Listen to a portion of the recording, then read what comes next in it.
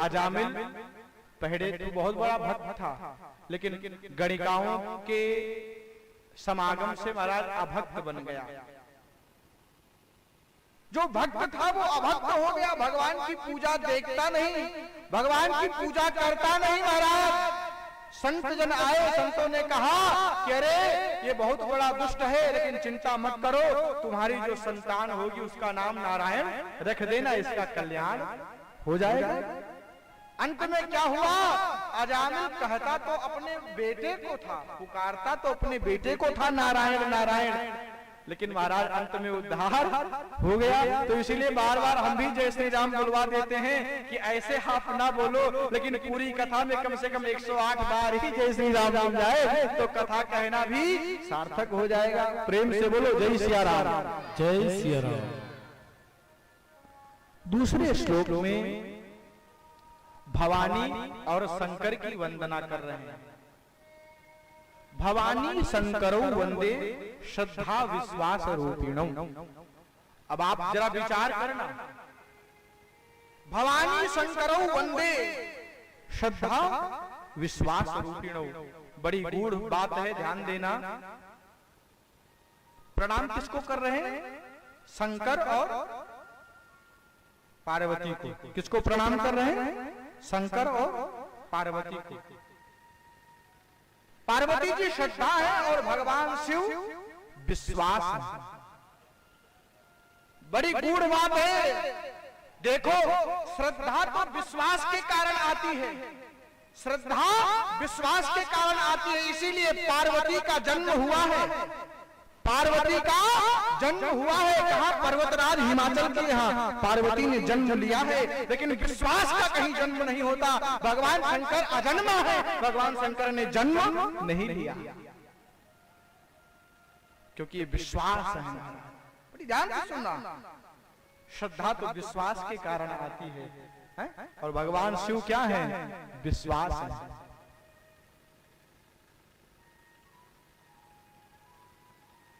श्रद्धा और विश्वास को प्रणाम किया है, क्यों, क्योंकि याभ्याम बिना न पश्यन्ति सिद्धाः स्वान्तः स्थमीश्वर। याभ्याम बिना न पश्यन्ति सिद्धाः स्वान्तः स्थमीश्वरम्। जब तक श्रद्धा नहीं होती, जब तक विश्वास नहीं होता, हम आपकी बात छोड़ दो, बड़े बड़े मनीषी, बड़े बड़े अमलात्मा विमलात्मा जो कंदराओं में तप में लीन हैं, वह भी जब तक शंकर भगवान की शरण में नहीं जाते हैं, शंकर भगवान मां पार्वती की शरण में नहीं जाते हैं, तब तक उनका कल्याण नहीं होता।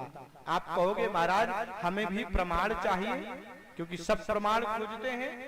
आपको बताएं, आगे अभी कथा आएगी, याज्ञवल्क्य और भरद्वाज जी का अद्भुत संवाद है। भरद्वाज जी का और याज्ञवल्क्य जी का संवाद है। वहां प्रश्न क्या हुआ था कि मैं जानना चाहता हूं कि राम एक हैं कि राम दो हैं। ये राम वही है जिनका शिवजी नित्य स्मरण करते हैं, और दशरथ जी के यहाँ जो जन्म लिए हैं, क्या वो भी एक ही हैं कि दो हैं, ये मैं जानना चाहता हूं। याज्ञवल्क्य जी ने प्रश्न, भरद्वाज जी ने प्रश्न किया है ना, लेकिन प्रश्न तो राम का हुआ था, लेकिन कथा किसकी सुना रहे हैं, एक बार त्रेता जुग माने, एक बार त्रेता जुग माने, शंभु गए को भजा ऋषि पाए, शंभु गए को भज ऋषि पाए, संग सती जग जननी भवानी, संग सती जग जननी भवानी,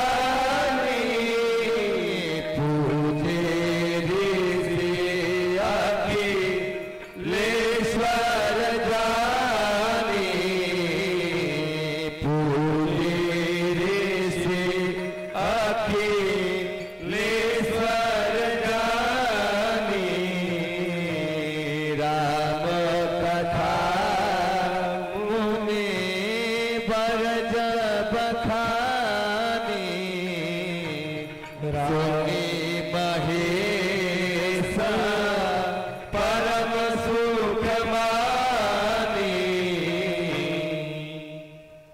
संवाद किसके बारे में हो रहा है? राम के बारे में। लेकिन कथा किसकी सुना रहे हैं? भगवान शंकर और मां सती की। क्यों? क्योंकि गोस्वामी तुलसीदास जी कहते हैं याभ्याम विना न पश्यन्ति सिद्धाः स्वान्तः स्थमीश्वरम्। यही नहीं, आप कथा और आगे बढ़ाओ। आपको मैं बताओ, जिस समय नारद जी श्री ठाकुर जी ने महाराज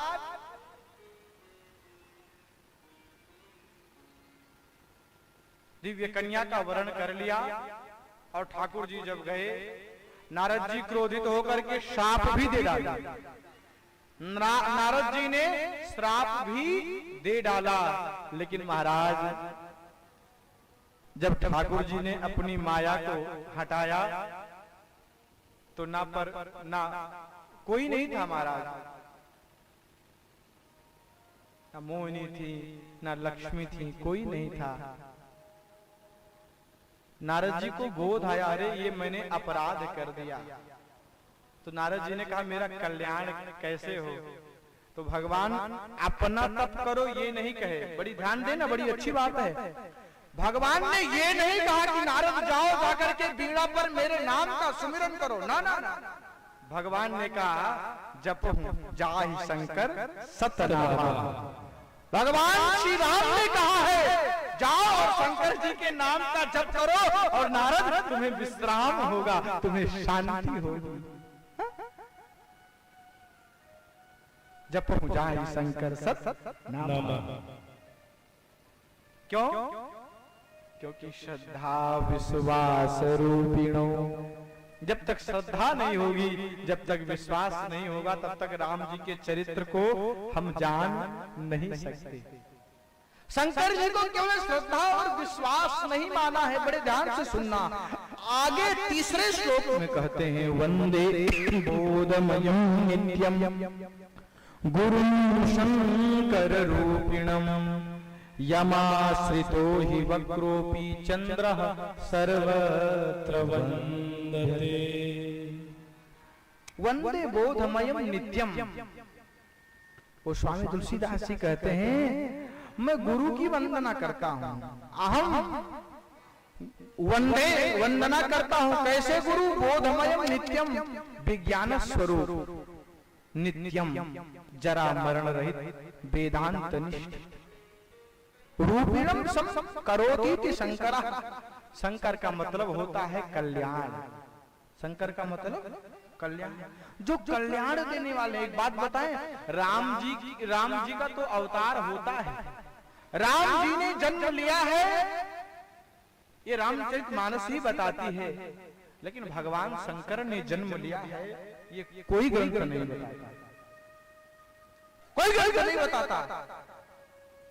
वो नित्य शाश्वत है। इनको गुरु के रूप में माना है। बोधमयम नित्यम गुरुम शंकर रूपिणम। शंकर कल्याण रूप है, साक्षात शिव रूप है। ही अमस्त्रिता, निश्चय जिनके आश्रित होकर वक्र चंद्रोपि, टेढ़ा चंद्रमा भी पूजा जाता है।